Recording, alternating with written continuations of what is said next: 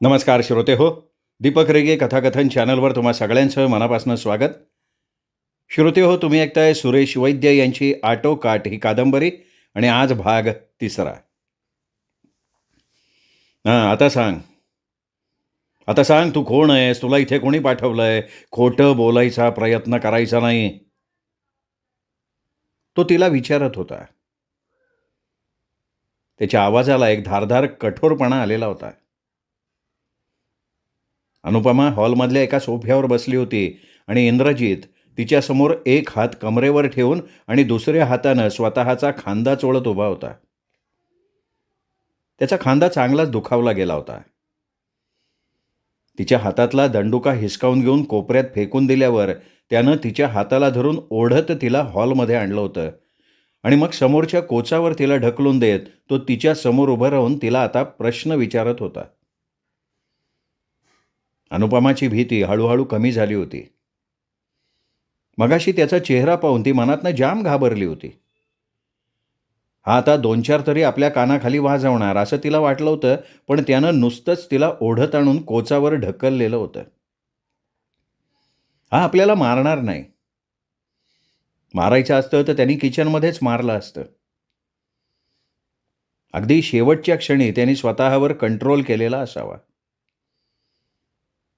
त्यानं केवळ एक फटका जरी आपल्याला मारला असता, तरी आपण किमान 10 मिनिटं तरी जागेवरनं उठू शकलो नसतो, याची मनोमन अनुपमाला कल्पना येऊन चुकली होती. आणि म्हणूनच आपण त्याच्यावर एवढा हल्ला करूनही त्यांनी आपल्याला साधी एक चापटही मारली नाही, याचं अनुपमाला मनातनं कमालीचं आश्चर्य वाटलेलं होतं. इंद्रजितबद्दल काय मत करून घ्यावं हे तिचं तिलाच कळेनासं झालं होतं. तो तिला अधिकच गूढ, रहस्यमय वाटायला लागला होता. मी काय विचारतोय? मला माझ्या प्रश्नाची उत्तरं हवीत आणि खरी हवीत. तो पुन्हा म्हणाला, मी माझं नाव अनुपमा आहे. अनुपमा सामंत. मी तुला खरं बोलायला सांगितलंय. मी खरंच बोलतेय. खोटं बोलण्याची मला आवश्यकताच काय? हा बंगला आमचा आहे. सामंत उद्योग समूहाचं नाव तुम्ही ऐकलं असेल तर ते माझे वडील. यावेळी तू इथे कशी आलीस? कशी म्हणजे? मला वाटलं म्हणून मी आले. बंगला आमचा आहे. आम्ही इथे केव्हाही येऊ शकतो. ह्यावेळी अनुपमानं काहीसं चिडून उत्तर दिलेलं होतं. अर्थात तिच्या त्या चिडण्याचा परिणाम त्याच्यावर काडी मात्रही झाला नाही. तुझी पर्स कुठं आहे? त्याने विचारलं. हां, पर्स? हां, किचनमध्ये राहिली वाटतं. दंडुका उचलताना बाजूला काढून ठेवलीस वाटतं. त्यांनी काहीसं उपरोधिकपणे विचारलं. अनुपमा काहीच बोलली नाही. तो म्हणाला ते खरंच होतं. किचनमध्ये जाऊन त्यांनी तिची पर्स आणली, तिच्यासमोरच उघडली, समोरच्या टिपॉयवर पालथी केली. 100, 10, 50च्या नोटा, काही चिल्लर, लिपस्टिकची स्टिक, आरसा असलेली पॉन्ड्स पावडरची डबी, कंगवा, आयब्रो पेन्सिल, हेअर क्लिप्स, 2-4 केसांना लावायचे रबर बँड, तिचा स्वतःचा एक passport size photo, phone number लिहिलेली एक पॉकेट डायरी. इंद्रजितनं या सगळ्या वस्तूंवरनं फक्त वरवर नजर फिरवली, कशालाही हात लावला नाही. फक्त पर्समधनं निघालेलं एक व्हिजिटिंग कार्ड तेवढं त्यांनी उचललं आणि पाहिलं. अनुपमा सामंत, जर्नलिस्ट. कार्डावरचा मजकूर वाचल्यावर त्याने अनुपमाकडे रोखून पाहत म्हटलं, अच्छा, म्हणजे तू जर्नलिस्ट आहेस सर आणि त्यासाठी तू इथे आली आहेस. हे बघा, तुम्ही समजताय तशी जर्नलिस्ट वगैरे नाही आहे मी. मला लिखाणाची हौस आहे. एम ए झाल्यावर काहीतरी टाईमपास म्हणून मी एका स्त्रियांसाठी चालवत असणाऱ्या मासिकमध्ये फॅशन विषयक एक सदर लिहिते. हे कार्ड मीच आपलं गंमत म्हणून सहज छापून घेतलंय. तुम्ही हवं तर गप. मला मूर्ख बनवण्याचा प्रयत्न करू नकोस. पहिलंही बरंच खोटं बोलली आहेस तू. पहिल्यांदा जेव्हा गेटजवळ भेट झाली तेव्हाच का नाही सांगितलंस की हा बंगला माझा आहे म्हणून? हे बघ, हा बंगला कोणा सामंत नावाच्या उद्योगपतीचा आहे याची मला कल्पना आहे. त्यांना एक मुलगी आहे हे सुद्धा मला माहिती आहे. पण एवढ्या मोठ्या उद्योगपतीची मुलगी एका फालतू मासिकात फॅशनविषयक सदर लिहिते हे मात्र मी पहिल्यांदा ऐकतोय. तिच्या सांगण्यावर त्याचा विश्वास बसला नव्हता हे तर उघडच होतं. तुला काय वाटतं? तोच पुढे म्हणाला, अजूनही मी तू सांगतीयस त्यावर विश्वास ठेवावा? तू इथे सहज आलीस असं समजावं?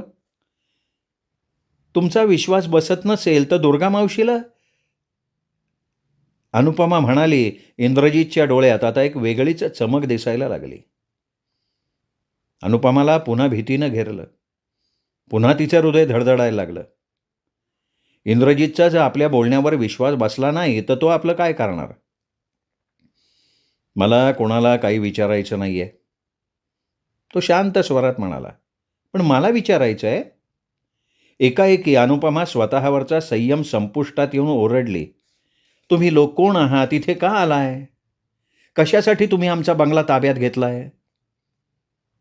जास्त ॲक्टिंग करू नको. आम्ही कोण आहोत हे तुला चांगलं माहिती आहे. आणि नसेल माहिती तर माहिती करून घ्यायची आवश्यकता नाही, समजलं? अनुपमानं टिपॉयवर पडलेलं आपलं सगळं सामान पर्समध्ये भरलं. मग एकाएकी तिचा मगापासूनचा मनावरचा संयम ढासळला. आपले दोन्ही हातांच्या उंजळी चेहरा लपवून आणि टिपॉयवर डोकं टेकवून ते हुंदके द्यायला लागले. क्षणभर इंद्रजीत तसाच गप्प उभा राहिला. मग काहीशा हळुवार आवाजात म्हणाला, हे बघ, रडू नकोस. इथे तुला आमच्याकडनं कसल्याही प्रकारचा धोका नाही आहे. माझ्यावर विश्वास ठेव. त्याच्या आवाजातल्या हळुवारपणानं अनुपमानं मान उचलून त्याच्या चेहऱ्याकडे पाहिलं. त्याचा चेहरा आता नेहमीसारखा सौम्य प्रसन्न वाटत होता. तुमच्याकडे ॲस्प्रो आहे? डोकं खूप दुखायला लागलंय. तिच्या त्या निष्पाप निरागस बोलण्यानं इंद्रजीतच्या डोळ्यात एक वेगळेच भाव चमकून गेले. त्यालाही ते नीटसे कळले नाहीत, पण अनुपमाबद्दल त्याला एक वेगळंच काहीतरी वाटलं. तो हसला आणि म्हणाला, माझ्याही खांद्याला होणाऱ्या वेदनेची तू कल्पना करू शकली असतीस तर.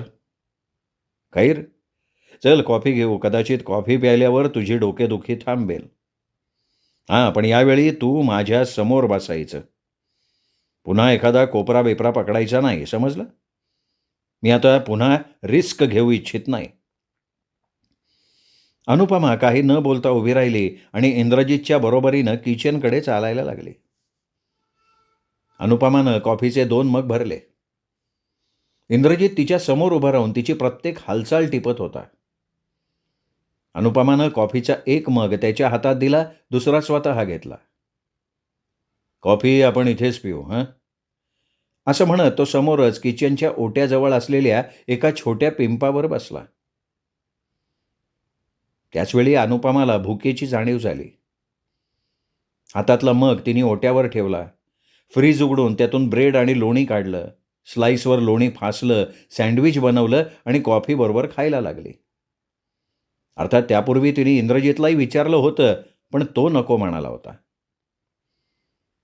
इंद्रजीतनं कॉफी संपवली. किचनच्या ओट्यावर मग ठेवला. मग खिशातनं स्टेट एक्सप्रेसचं पाकिट काढून त्यातनं एक सिगरेट काढली. ओठात सारली, लायटरनं शिलगावली आणि धुराची वर्तुळं काढत तो अनुपमाकडे पाहत राहिला. अनुपमाची हातातोंडाची लढाई चालली होती. कडकडून भूक लागली होती तिला. त्या क्षणी तिला समोर बसलेल्या इंद्रजीतची, आपल्यावर ओढवलेल्या परिस्थितीची कशाचीही फिकीर नव्हती. कारण मनोमन तिने एक गोष्ट कबूल करून टाकली होती, आलेल्या परिस्थितीचा नुसता विचार करून, त्यासाठी शरीराकडे पोटाकडे दुर्लक्ष करून काहीही साध्य होणार नाही. अंगात ताकद असेल तरच डोकं व्यवस्थित विचार करू शकतं आणि केलेला विचार कृतीत उतरवण्यासाठी शरीराच्या मदतीची आवश्यकता असते. सँडविच आणि कॉफीमुळे तिला जरा तरतरी आली. डोकेदुखी काहीशी कमी झाली. मात्र मनातली भीती अजूनही काही कमी झालेली नव्हती. तिने ती फक्त आतल्या आत दाबून टाकली होती. जठराग्नी शांत होताच आणि डोकेदुखी थांबताच पुन्हा तिच्या डोक्यातलं विचारचक्र सुरू झालं होतं. इथून सुटका करून घ्यायची, पण कशी? तेच तर सुचत नव्हतं. आणि एकदा आपण ह्या बंगल्यात आत शिरल्यावर तर फारच कठीण झालं होतं ते. हे लोक किती आहेत त्याचीही अजून आपल्याला कल्पना नाही. एवढ्या सगळ्यांच्या डोळ्यात धूळ फेकणं वाटतं तेवढं सोपं मुळीच नाही. त्यातून हा समोरचा तरुण. शरीरानं जेवढा मजबूत होता, व्यक्तिमत्व जितकं आकर्षक होतं, तितकाच तो बुद्धिमान होता. सगळ्यात जास्त धोका असला तर तो ह्याच्याकडनं होता. ह्याच्या डोळ्यात धूळ फेकणं जवळजवळ अशक्य. मगाशी आपण पळून जाण्याचा प्रयत्न केला होता. त्यानंतर सरळ सरळ आपण त्याच्यावर हल्ला चढवला होता. पण दोन्हीही वेळा त्याने आपल्याला कसलीही शारीरिक इजा केली नव्हती. पण त्याचा हा संयम, त्याची ही शांतता अधिक धोकादायक होती. अशी थंड डोक्याची माणसंच अधिक डेंजरस असतात, असं आपण कुठेतरी वाचलेलं होतं. आजच्या इतकी एवढी अनुपमा कधीही गोंधळून गेली नव्हती. एवढा विचार करायची पाळी तिच्यावर कधी आलीच नव्हती. अगदी हरीशचं खरं स्वरूप तिला समजल्यावरही ती एवढी गोंधळून गेलेली नव्हती. तशी थोडीफार डिस्टर्ब झाली होती ती. ती फसवणूक अगदी तिच्या जिव्हारी लागली होती, पण तरीही. आणि खरं म्हणजे तेच सगळं विसरण्यासाठी, काही दिवस एकांतात घालवण्यासाठी, निसर्गाच्या सानिध्यात मनातली कटुता कमी करण्यासाठी ती इथे आली होती. हरीशनी तिच्या हृदयावर केलेली जखम तशी फार मोठी होती. पण हरीशपेक्षाही ती त्या प्रकरणात स्वतःला जास्त दोषी समजत होती. खरं तर मुंबईत तिला जपण्यासाठी डॅडी होते, सोनाली होती. तिच्या सुखासाठी, तिच्या आनंदासाठी ते काहीही करायला तयार होते. पण तिच्या मनाला झालेली जखम भरून काढण्याचा उपाय कोणाकडेही नव्हता. हे लक्षात आलं म्हणून तर डॅडींनी तिला इथे पाठवलं होतं. इथे दुर्गा मावशी होती. लहानपणापासून त्यांनी तिला कडेखांद्यावर खेळवली होती. अनुवर दुर्गा मावशीचं किती प्रेम होतं हे कोणी सांगायची गरज नव्हती. दुर्गा मावशीच्या मायेच्या छत्राखाली आपलं दुःख हलकं होईल, झालेली जखम भरून येईल याची तिला खात्री होती. वडगावजवळ तशी आत्याही राहत होती, ललिता आत्या. एकटीच राहत होती बिचारी. नवरा मिलिटरीमध्ये होता. तो रिटायर झाल्यावर त्यांनी वडगावजवळ जागा घेतली होती, पोल्ट्री उघडली होती, छोटंसं घर बांधलं होतं. एकुलता एक मुलगा होता, तोही मिलिटरीत होता, कॅप्टन होता तो. भारत पाकिस्तान युद्धात मारला गेला. एकुलत्या एका मुलाचा मृत्यू पचवणं, मिलिटरीतला माणूस असूनही काकांना फार जड गेलं. अवघ्या 6 महिन्यात ते गेले. आत्या एकटीच राहिली. ललिता आत्याचंही अनुपमावर अतिशय प्रेम होतं. इथं येताना अनुपमानं तसंच ठरवलं होतं. 2-1 दिवस दुर्गा मावशीजवळ राहायचं, मग 2-1 दिवस आत्याच्या बंगलीवर. या दोन्ही म्हाताऱ्यांच्या प्रेमळ सहवासात थोडंफार का होईना पण आपलं दुःख कमी होईल, जखमेची तीव्रता कमी होईल. मग पुन्हा आपल्या खंडाळ्याच्या बंगल्यात पेंटिंग-बिंटिंगमध्ये मन रमवायचं. पण जे काही ती ठरवून आली होती ते सगळं मनातच राहिलं होतं. जो एकांत मिळावा म्हणून ती इथे आली होती. डोक्यावरचं टेन्शन हलकं व्हावं म्हणून ज्यासाठी तिने या बंगल्यात आराम करायचं ठरवलं होतं, त्या सगळ्यावर पाणी पडलं होतं. इथं येऊन या अशा काही प्रसंगाला तोंड द्यावं लागेल अशी स्वप्नातही तिने कधी कल्पना केली नव्हती.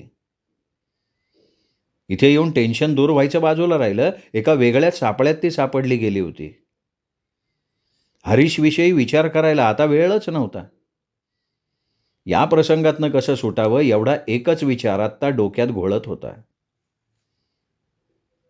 या विचारानं तिचं अगदी डोकं फुटायची पाळी आली होती. अचानक इंद्रजितकडे पाहत ती काहीशी काकुळतीला येऊन म्हणाली, प्लीज मला एवढं तरी सांगा, मी तुमचा काय गुन्हा केलाय? तुम्ही मला असं का कैद करून ठेवताय? मी इथे सुट्टी घालवायला आले होते आणि तुम्ही मला. बोलताना नकळत पुन्हा अनुपमाच्या डोळ्यात अश्रू जमा झाले. इंद्रजितचा चेहराही काहीसा मृदू झाला. तिच्याकडे पाहणारी त्याची नजरही किंचितशी सहानुभूतीपूर्ण झाली. सिगारेटचा एक कश घेऊन नाकातोंडातून धूर सोडत तो काहीशा हळुवार आवाजात म्हणाला, हे बघ, मलाही वाटतंय की तू इथे राहू नयेस. तुझ्या इथे राहण्यामुळे आमच्यावरची जबाबदारी वाढतीये, पण नाईलाज आहे. मला कसलीही रिस्क घ्यायची नाहीये. फक्त आणखीन काही दिवस. त्यानंतर आम्ही इथून जाणारच आहोत. मग तू तुला हवा तसा सुट्टीचा उपभोग घेऊ शकतेस. पण आम्ही इथे आहोत, तोपर्यंत तरी तुला आमच्याबरोबर राहावंच लागेल. आमच्या म्हणण्याप्रमाणे वागावंच लागेल. पण हे सगळं का? का तुम्ही मला असं? अनुपमाचा आवाज काहीसा रडका झाला होता. त्याची तुला कल्पना आहे. नसली तर चांगलंच आहे तुझ्या दृष्टीनं. पुन्हा अनुपमाच्या मनावरचा ताण वाढला. हुंदके देत देत ती म्हणाली, माझ्यावर विश्वास ठेवा. मला तुमची कसलीच माहिती नाहीये. तुम्ही कोण, काय, इथे कशासाठी आलात याची काडी इतकीही कल्पना नाहीये मला. माझ्या बोलण्यावर तुमचा विश्वास बसत नसेल तर दुर्गा मावशीला विचारा ना. ती तुम्हाला सांगेल हा बंगला आमचा आहे. उन्हाळ्याच्या सुट्टीत मी आणि डॅडी इथे येतो, काही दिवस राहतो, जातो. आज पहिल्यांदा मी अशा हिवाळ्यात आली आहे. माझं नाव खरंच अनुपमा सामंत आहे. कुणालाही विचारा, हा बंगला आमचा आहे. मुंबईत डॅडींचा मोठा बिझनेस आहे. रायसाहेब सामंत म्हणून ओळखतात सगळेजण त्यांना. वरळी सी फेसवर आमचा बंगला आहे. हवं तर तुम्ही चौकशी करू शकता. मी आत्ता जी माहिती सांगितली आहे ती पाहिजे तर तुम्ही पडताळून पहा, म्हणजे तुमचा विश्वास बसेल. अनुपमा अगदी कळवळून कळवळून बोलत होती. पण तिच्या त्या लांबलचक बोलण्यावर इंद्रजित काहीच बोलला नाही. फक्त सिगारेटचे झुरके घेत राहिला. दुर्गा मावशी कुठे आहे? निदान तिला तरी भेटू द्या मला. इंद्रजितनं हातातली सिगारेट किचनच्या ओट्यावर चिरडली. थोटूक बाजूलाच असणाऱ्या वेस्ट बॉक्समध्ये टाकलं. मग काहीशा शांत स्वरात म्हणाला, दुर्गा मावशी साताऱ्याला आपल्या बहिणीकडे गेली आहे. काही दिवस ती तिथेच राहणार आहे. अशक्य आहे हे. एकदम उठून उभी राहत अनुपमा तीव्र स्वरात म्हणाली, मावशी आम्हाला सांगितल्याशिवाय कुठेच जात नाही. तिला जायचं असतं तर तिने डॅडींची परवानगी जरूर मागितली असती. बोलता बोलता अनुपमाच्या मनात एक वेगळीच शंका आली. त्या शंकेनं तिच्या हृदयाचं पाणी पाणी झालं. या लोकांनी दुर्गा मावशीला काही केलं बिलं तर नाही ना? तिने ह्यांना अडवण्याचा प्रयत्न करताच यांनी तिच्या त्या नुसत्या विचारानं अनुपमाच्या कपाळावर घामाचं थारोळं जमा झालं. इंद्रजितकडे पाहणाऱ्या तिच्या डोळ्यात मूर्तिमंत भीती होती. तिच्या मनात निर्माण झालेल्या शंकेचा इंद्रजितला अचूक अंदाज आला होता. तो म्हणाला, हे बघ मी खरंच सांगतोय, तुझी मावशी साताऱ्याला गेली आहे. आम्ही तिला काहीही केलेलं नाही आहे. तिच्या केसाला सुद्धा आम्ही धक्का लावलेला नाही आहे. पण मावशी अशी कधीच न विचारता जात नाही. जाण्यापूर्वी निदान पत्र तरी पाठवून कळवते ती आम्हाला. सरळ होतं. अनुपमाचा इंद्रजितच्या सांगण्यावर अजिबात विश्वास बसलेला नव्हता. हे बघ मला ते माहिती आहे. तो शांत स्वरात म्हणाला, ती पत्र लिहून तुम्हाला कळवणारही होती, पण मीच तिला तसं करू दिलं नाही. बोलताना त्याच्या चेहऱ्यावर नेहमीसारखी ती आकर्षक हास्यरेखा उमटली होती. फार चांगल्या स्वभावाची आहे तुझी मावशी. काहीशी भोळसट आहे. तिला समजवायला मला काही फार कष्ट नाही पडले. मी सांगितलं तिला माझं नुकतंच लग्न झालं आहे. आम्ही हनीमूनसाठी इथे आलो आहे. हॉटेल, लॉजेस सगळे फुल आहेत. जी रिकामी आहेत ती महागडी आहेत. तेव्हा 1-2 आठवड्याकरता आम्हाला तुमचा बंगला भाड्यानं द्या. दुर्गा मावशींनी लगेच संमती दिली. भाडं सुद्धा नको म्हणाली. मग मीच तिला सुचवलं, म्हटलं तुम्ही काही दिवस तुमच्या गावाकडे का जाऊन येत नाही? इथली तुम्ही कसलीही काळजी करू नका. दुर्गा मावशीला माझी सूचना पसंत पडली. शिवाय तशी ती समजूतदार आहे. नवीन नवीन लग्न झालेल्या जोडप्यांच्या मध्ये आपला अडथळा नको म्हणून ती जायला तयार झाली. पण जाण्यापूर्वी तिने सामंत साहेबांना पत्र लिहिलं होतं.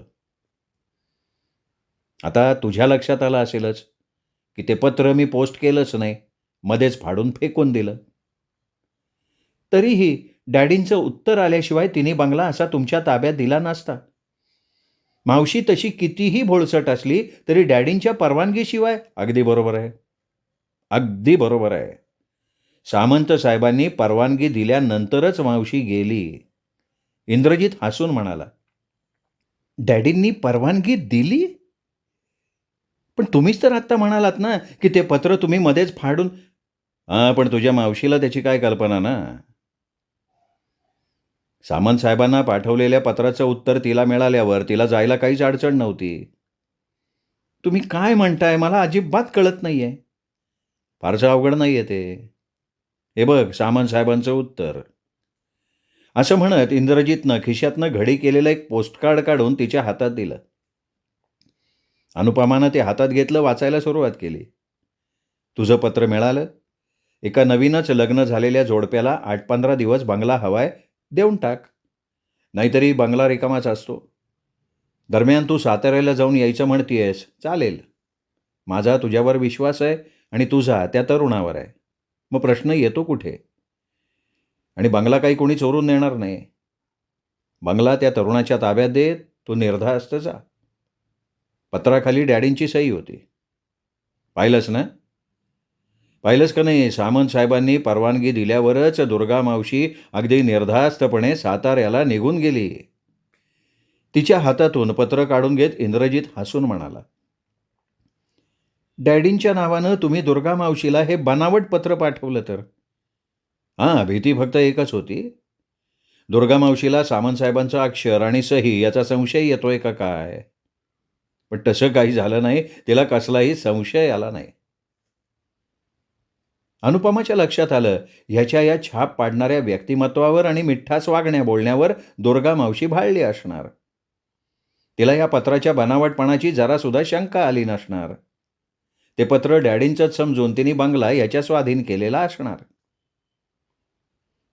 खरोखर दुर्गा मावशी अतिशय भोळसट आहे. अर्थात तिच्या जागी आणखीन कोणी असतं तर ह्याच्या या निरागस, निष्पाप चेहऱ्यामुळे फसला असता. त्याच्यावर विश्वास टाकला असता. शिवाय स्वतः डॅडींची परवानगी म्हटल्यावर जास्त शंका मनात यायचं कारणच काय? मग तुमची पत्नी कुठे आहे?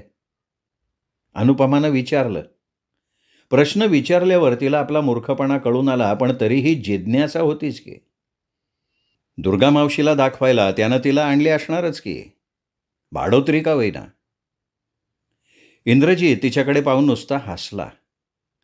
अच्छा, म्हणजे तुम्ही मावशीला खोटंच सांगितलं. मावशीनं तुमच्याबरोबरच्या साक्षीदारांना पाहिलं नसणार. ती तुमच्या या निष्पाप चेहऱ्यामुळे फसली गेली. या मुखवट्या आडचा विश्वासघातकी चेहरा तिला काही दिसला नाही. पण तुम्ही तर पत्नी बरोबर असल्याचं सांगितलं होतं ना? हो, पण ती मागून येणार आहे म्हणून सांगितलं. एक खोटा फोटोही दाखवला. एका फोटोग्राफर मित्राकडून घेतला होता तो. कोण होती ती बिचारी कोणास ठाऊक. मावशी गेल्यानंतर मी माझ्या साथीदारांना बोलावून घेतलं. हा माणूस अतिशय हुशार आणि धूर्त आहे याची आता अनुपमाला खात्री पटली होती. तिचं मन आता वेगळ्याच कुशंकेनं भरून आलं होतं. इंद्रजित म्हणाला होता, तिला काही दिवस तरी आपल्याबरोबर राहावं लागेल. राहावं लागणार? या गुंडांच्या सहवासात रात्रंदिवस? या नुसत्या कल्पनेनं अनुपमाचं सगळं शरीर थरथरलं.